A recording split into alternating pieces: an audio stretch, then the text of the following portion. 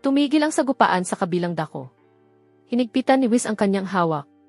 Nagsalita siya ng pigil ang galit, hindi sapat ang 30% para patayin siya. Lumubog na ang sumpa sa mismong esensya niya. Ang kanyang kapangyarihan ay patuloy na lumalakas sa paraang hindi maipaliwanag. Ang galit ay nag-aapoy sa katawan ni Goku na parang apoy na hindi mapapatay. At dito, nagsalita si Goku sa kalmadong tinig. Huwag kang mag-alala, Whis. Hindi ko hahayaan na matapos ninyo ito bago ko matapos ang nasa loob ko. Natigilan si Whis. Ang mga salitang iyon ay nagpaalala sa kanya ng sinabi noon ni Goku na hindi niya hahayaan ang sinuman na pumatay sa kanya hanggat hindi pa niya nailalabas ang kanyang galit. Bahagyang lumaki ang mga mata ni Whis at sinabi niya sa sarili, naiintindihan ko. Hindi siya lumalaban para pumatay, kundi para ilabas ang lahat. Hanggat hindi ako maaaring lumampas sa 30%, ang solusyon ay wala sa lakas, kundi sa pagpigil mismo sa sakuna. Dahan-dahang iniunat ni Goku ang kanyang kamay. Sa likuran niya, umuungal ang ginintuang dragon sa isang tunog na yumanig sa mismong kawalan. Nagsalita si Goku sa nakakatakot na kalmadong tinig, ito na ang magiging wakas ng sumpa. Lumaki ang mga mata ni Vado sa pagkabigla. Ano ang binabalak niya? Tumingin siya kay Whis, ngunit hindi ito gumalaw. Walang depensa, walang tindig ng pakikipaglaban. Ngunit ipinikit niya ang kanyang mga mata. Ang araw na nananatili sa likuran niya ay tila bumabagsak. Nagsalita siya sa kakaibang kalmadong tinig, na parang isang taong tinanggap na ang kapalaran, sige, ipakita mo sa akin ang kaya mo, Goku. Sa mismong sandaling iyon, sumabog ang pag-atake. Ngunit sa pagkakataong ito, hindi lamang iyon enerhiya. Ang dragon mismo iyon. Hindi lamang ito pinakawalan ni Goku. Kinontrol niya ito at isinama sa pag-atake. Gumapang ang dragon na parang isang kosmikong unos at dumiretso kay Whis. Tumama ang enerhiya sa lugar, nilamon ang araw, at binura ang lahat mula sa kinaroroonan nito. Sa kabilang panig, hindi na galit ang nararamdaman ni Gohan, kundi ibang bagay. Isang bagay na papalapit. Si Goten ay hawak si Pan habang nakayakap ito sa kanya. Siya ang gumamot sa kanya. Ang pagkabigla ay wala sa paggaling, kundi kung sino ang gumawa nito. Hindi si Pan. Hindi si Gohan. Kundi si Bula. Ngunit walang oras upang unawain dahil biglang mailumitaw. Isang kulay ng liwanag na walang sinuman ang maaaring ipagkamali. At nang kumalat ang liwanag, nahayag ang tanawin. Si Goku, buhat-buhat si Whis sa kanyang mga bisig. Hindi gumagalaw ang katawan ng anghel. Nakapikit ang kanyang mga mata, ganap na walang malay. Ang planong matagal na niyang ipinahihiwatig, marahil ay nagtagumpay. Ngunit walang nakaunawa kung paano, ni kung bakit. Marahang ibinaba ni Goku ang katawan ni Whis, saka dahan-dahang tumayo ng tuwid. Lumingon siya, at ang kanyang titig ay direktang nakatuon sa misteryosang babae. Ang tingin ng isang taong tinapos na ang isang yugto, at naghahanda ng magbukas ng panibago. Nagsalita siya sa matatag na tinig, hindi pa tapos ang sumpa, ngunit babaguhin ko ang mga patakaran ng laro. Walang nakaunawa sa ibig niyang sabihin. Sa sandaling iyon, humakbang pasulong sina Gohan at Goten. Punang luha ang kanilang mga mata. Basag ang tinig ni Gohan nang sabihin niya, humihingi kami ng tawad, Dad. Dapat mula pa sa simula ay nasa tabi mo kami at hindi nagpadala sa takot. Ang panaginip ang siyang nagsindi ng alitang ito. Mahigpit na kinuyom ni Goten ang kanyang kamao. Iniwan ka naming mag-isa habang naniwala kami sa isang larawang hindi namin naunawaan. Hindi agad sila sinagot ni Goku. Tumayo siya malapit sa kanilang lahat. Sa unang pagkakataon, nakatayo sila sa harap niya habang nasa nakakatakot siyang anyo, at gayunman ay hindi sila umatras. Kalmadong sinabi ni Goku, huwag kayong humingi ng tawad. Ginawa ninyo ang inaakala ninyong tama. Kahit ako, hindi ko agad naunawaan na ako pala ang panganib. Kung nalaman ko iyon, ako mismo ang pipilit sa inyong lumayo. Natahimik siya sandali, pagkatapos ay sinabi ang pangungusap na dumurog sa kanilang mga puso. Aalis ako. Bumalot ang pagkabigla sa lahat. Nagpatuloy siya. Ang nangyari ay bunga ng galit sa ginawa ni Vegeta at sa ginawa ni Whis. Ngunit ang galit ang lalo pang nagpapalakas sa sumpa. Hindi ko alam kung bakit ako ang unang tinamaan nito, ngunit isang bagay ang tiyak kong alam. Kung mananatili ako, mas marami pa akong masisira. At ayokong ang Universe 7 ang maging kapalit. Napuno ng tensyon ang lugar. Mabilis na humakbang pasulong si Goten. Pero Dad, naroon pa rin ang Super Dragon Balls. Agad siyang pinutol ni Goku. Hindi, anak ko. Kalimutan ninyo ang bagay na tinatawag na Dragon Balls. Sila ang pinagmulan ng sumpang ito. Dito, bumaba ang tinig ni Bulma, nanginginig. Ako. Napakarami kong hiniling. Kabataan para sa lahat. Kaginhawahan. Mga madaling daan. Bahagi ako ng pagkakamaling ito. Lumingon si Goku at humakbang palapit kay Chi-Chi. Marahan niyang ipinatong ang kanyang kamay sa kanyang tiyan. Bahagya siyang nagulat. Mababang tinig niyang sinabi, ngunit tumagos iyon sa mga puso. Alagaan mo ang ating anak. Natigilan ang lahat. Lumapit siya kay Goku habang umiiyak. Patawad. Noong gabing iyon, nakita ko ang panaginip. Hindi ko iyon nakayanan, kaya tumakas ako palabas ng bahay at iniwan kitang mag-isa. Itinaas niya ang kanyang kamay at pinunasan ang kanyang luha. Huwag kang humingi ng tawad.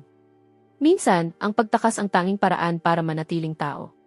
Pagkatapos ay humarap siya sa misteryosang babae.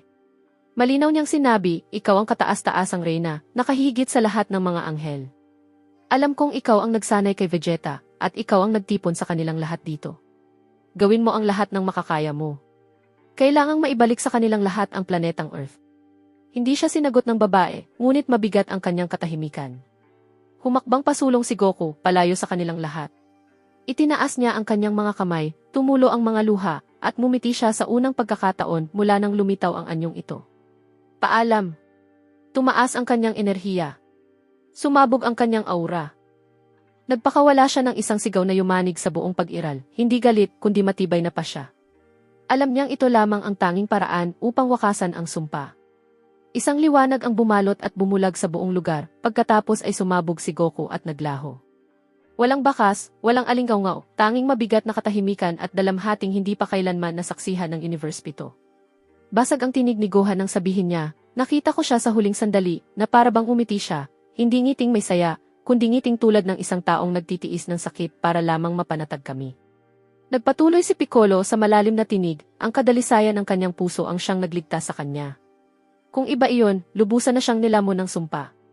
Nag-uusap ang lahat, pilit inuunawa ang nangyari, maliban kay Goten. Hindi ang kanyang pagdadalamhati ang higit na kapansin-pansin, kundi ang kanyang pagkalito.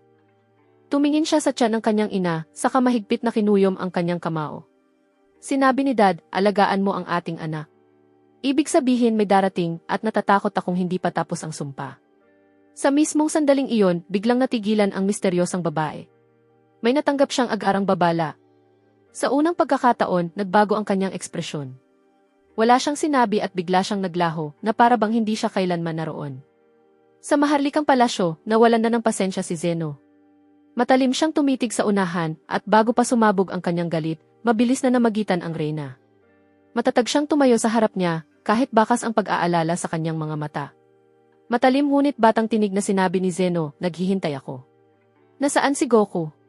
Dapat kasama mo siyang bumalik. Natigilan ang babae.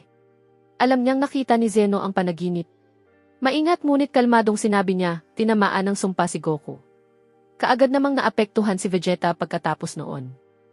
Pagkatapos ay kumalat ang impeksyon sa planetang Earth, at dahil bahagi ang Earth ng cosmic system, nagsimulang lumawak ang sumpa, na nagbanta muna sa Universe 7, at pagkatapos ay sa Universe 6. Iyon ang dahilan kung bakit winasak ang Earth, at sa huli, inalis si Goku upang humupa ang kaguluhan at mapagpasiyahan namin kung ano ang susunod na hakbang. Nagulat si Zeno at ang kanyang tinig ay parang kulog. Pinatay ninyo si Goku. Hindi ko kayo mapapatawad dito. Natigilan ang mga gwardiya. Maging ang babae mismo ay hindi nakaunawa. Patuloy niyang sinabi, habang tumitindi ang galit, bakit ninyo ginawa ito nang wala ang pahintulot ko? Hindi ninyo naunawaan ang panaginip ko. Hindi ko nakita si Goku bilang isang banta. Nakita ko siyang pinahihirapan, pinipilit sa alitan. Sinusubukan ko siyang protektahan, at kayo mismo ang tumupad sa panaginip gamit ang sarili ninyong mga kamay. Itinaas ni Zeno ang kanyang kamay. Nagsimulang mabuo ang liwanag sa kanyang daliri. Nagsalita siya sa nakakatakot na lamig ng tinig, buburahin ko ang Universe 7. Agad na lumaki ang mga mata ng babae, at humakbang siya pasulong sa kabila ng takot ng mga gwardiya. Panginoong Zeno, may solusyon pa. Naroon pa ang Super Dragon Balls. Maibabalik natin si Goku, ngunit kailangan muna nating maunawaan kung paano gagamutin ang sumpa. Hindi siya tumingin sa kanya. Mababang tinig siyang sumagot, kung wala si Goku, wala akong pakialam sa balanse. Wala akong pakialam sa kaayusan. At wala akong pakialam kaninuman. Ako mismo ang gagamit ng kahilingan. Ibabalik ko si Goku. Tungkol naman sa Universe 7, paparusahan ito dahil lahat ay nag-ambag sa katapusan nito. Dahan-dahang nagsimulang mabuo ang puting liwanag. Pinakawalan ang liwanag. Ganap na kapusyan. Nagsimula ang pagbura. Inabot ng liwanag ang lahat ng nasa Universe 7 nang hindi nila naunawaan kung bakit. Ngunit makalipas ang ilang segundo, huminto ito bago tuluyang makumpleto ang pagbura. Nanginig ang liwanag. Pagkatapos ay nabasag ito. Isang hakbang na umatras si Zeno. Nakatitig, dahan-dahan niyang sinabi, hindi ito natapos. Universe 7. Naroon pa rin ito. Lubos na namangha si Zeno. Hindi ito pagkasira ng kapangyarihan kundi paglaban. Sapagkat sa pinakaugat ng unibersong ito, may isang bagay na hindi namatay, bagkus ay isinilang sa ibang anyo. Sa gitna ng mga labi ng puting liwanag, may isang nilalang na nabuo. Hindi ito dambuhala at hindi rin nakakatakot sa anyo, ngunit ang presensya nito ay nakakasakal. May isang nilalang na lumitaw na kahawig ni Goku at Vegeta, ngunit mas malamig ang mga anyo nito, may bahagyang ngiti na walang dalang saya o kasamaan. Sa kanyang noo, isang Dragon Ball. Nagsalita siya sa kalmadong tinig, puno ng kumpiyansa, napaka-kooperatibo ninyong lahat. Alitan, takot, mga pangarap na maingat na itinanim, lahat ay umayon sa aking plano. Sa wakas, ako ay malaya at ngayon ay tapos na ang panahon ng kaguluhan at oras na ng paghuhusga. Bawat isa sa inyo ay magbabayad sa naging pagpili ninyo. Sa ibang lugar, walang oras, walang direksyon, walang pakiramdam. Isang mabigat na kawalan ang pumipisil sa dibdib. May mga mata na dahan-dahang nagmulat. Marahan siyang tumayo. Sa pagod at pagkalitong tinig ay sinabi niya, nasaan ako? Hindi ito ang kabilang buhay ni ang kawalan. Mabigat ang enerhiya rito. Pagkatapos, may aninong nabuo sa kanyang harapan. Naramdaman ito ni Goku, ngunit hindi niya maunawaan ang kapangyarihan nito. Walang bakas ng pagkapuot, ni awa, ni kabutihan. May isang bagay na abstrakto, misteryoso, at mabigat na bumalot sa lugar na nagdulot ng isang hindi maunawaang aura. Si Goku, tensyonado, ay nakatitig sa nilalang. Sino ang nilalang na ito? Saan siya nanggaling? Nakatayo lang siya, at sa isang kalmadong tinig na malalim at mabigat sa misteryo, sinabi niya, matagal ko nang hinintay ang sandaling ito, at ngayon ay oras na ng paghukom, at ikaw ang magiging simula, Goku. Dito nagtatapos ang episode, mga kaibigan. 3 tanong ang nais kong malaman ang sagot. Nasaan na si Goku ngayon? Sino ang lumitaw sa kanyang harapan?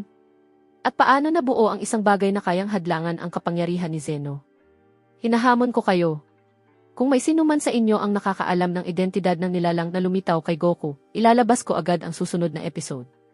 Isulat ninyo ang inyong mga teorya, at ang susunod na episode ay babaliktarin ang lahat ng akala ninyo. Magkita tayo muli sa susunod.